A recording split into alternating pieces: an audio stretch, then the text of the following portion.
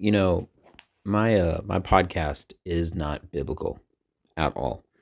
However, I am a Christian and I go to church, and I've always mentioned to believers and non-believers alike that it's the strangest thing when you go to church because it's almost as though a close personal friend emailed the pastor, and when you go, the pastor is speaking about a very specific, not broad, very specific thing in your life.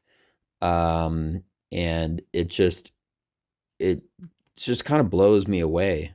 Because I don't believe in coincidences. Now, statistically, coincidences do exist. Some things randomly happen, and they combine together. I get that. That's what a coincidence is. However, um, it's not supposed to happen consistently. Then it wouldn't be a coincidence, right? So at a certain point, I feel like you have to believe in God just based off the fact that you have so many things that are lined up consistently, that there has to be a force behind it. Um, that being mentioned, try not to digress too much. Um, I recently have had these, excuse me, I've recently had these Bible verses one week after another that to me, I just felt like it was such a game changer, as far as you know, Jesus always did a lot of drop the mic kind of stuff. He would say something to the smartest of crowds or the brightest of intellects. Um, and it was just stunning. People would just think about it. Like, you ever heard of a song, like a lyric in a song? And it was so impressive. You just kept thinking about that one sentence, that one part of that song the entire day. Pretty much all of what Jesus said was a lot of drop the mic stuff, right? Like ending discussion. Just there's no way to debate it. Like, wow, that's some crazy stuff, right?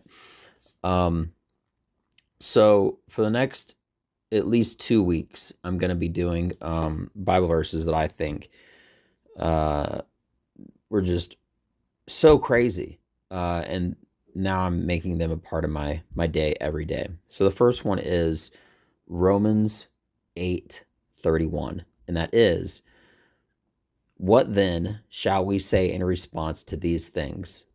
If God is for us, who can be against us?" That's pretty crazy.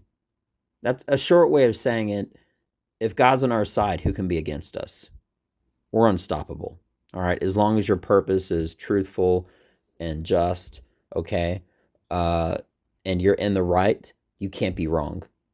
What other support that's bigger than God could you possibly have? More than any military, any police force, any friends, any other supporters. If you're doing something and you think you're in the right, if you really are in the right, truthfully, honestly, okay, God won't just protect you, but he'll also make you win. He will force that to happen. Okay? He is supporting you. All right? It's kind of like in sailing, you want the wind behind you to help you go forward. Well, that's a lot of wind. That's God, right? That's as big as it can get. Um, Now, I actually wanted to get some further, and that's what one of the services was about. And it just meant so much to me. And I just wanted to share it, right? Now, I looked up on Google just to try to get some more technical aspects of it, right? And one of them said this, which I thought was pretty interesting. It said, "Divine affirmation. The verse emphasizes that God is for us, providing a powerful foundation of support and protection for believers." Again, that's just what I just said. Um, but the second part, which is, who can be against us? That means that no force, as it says here in this little detailed translation, no force, neither present nor future threats, nor any power in the universe can ultimately separate believers from God's love. And not just that, his power, his uh, divine strength and everything. If you can just remember one thing, okay, when you're making your decisions, if you have a gift, a gift meaning, as I always say, from God. It could be singing, it could be throwing a baseball. You want to do it to the best of your ability. Well, do it to the best of God's ability, meaning, all right, without hesitation, with full confidence. Because if God gave you something, He wants you to be the best at it, right? As I believe in comedy, right? So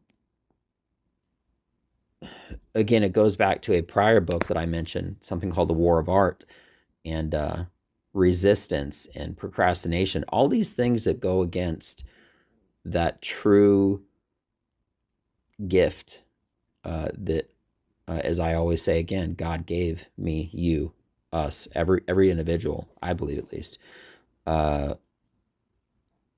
then you're not, it's basically like, it's a very slow form of, I don't want to say evil because that's a harsh word, but essentially, because if you procrastinate a little or if you procrastinate a lot, there's only one force that would want you to delay or progress less in something that God has given you to make your life, your surroundings, everything a better place.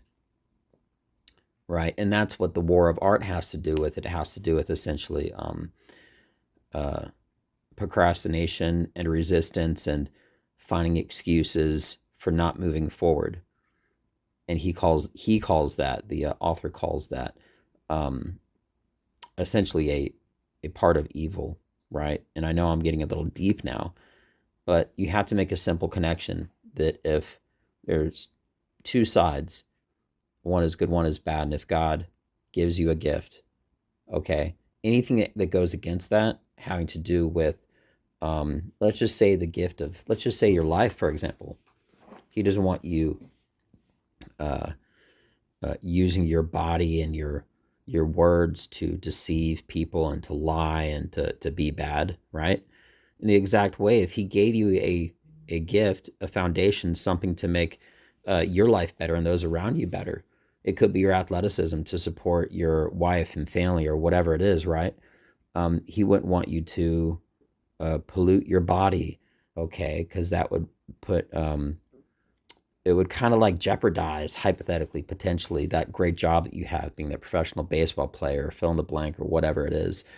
So essentially, between good and bad, when you're doing something, coming full swing to this Bible verse, Romans 8:31, if you do things and you do them to completion, if you do them with full, wholeness inside you, right? Nobody can beat you. You will be unstoppable. So if you do something, do it 100%. Do it more than 100%. Do it 1,000%, right? You think how much better God is than you? Imagine, like, multiply that right by infinity. And that's Romans 8:31. So appreciate you listening to me and my rants, my non-expertise as a non-biblical scholar. But when I heard this verse, it just meant so much to me. And the following week, I heard something else, which was really a game changer for me again. And a couple weeks after that, and I'm sure there's others, but right now I have a total of 4 that really mean a lot to me. And it's been the last 4 weeks in a row going to church, and it just hit so close to home. It was a home run. Like, it was just phenomenal. So think about that, check it out, and you have a beautiful day. I'm Benja Welldone. Check me out. Peace.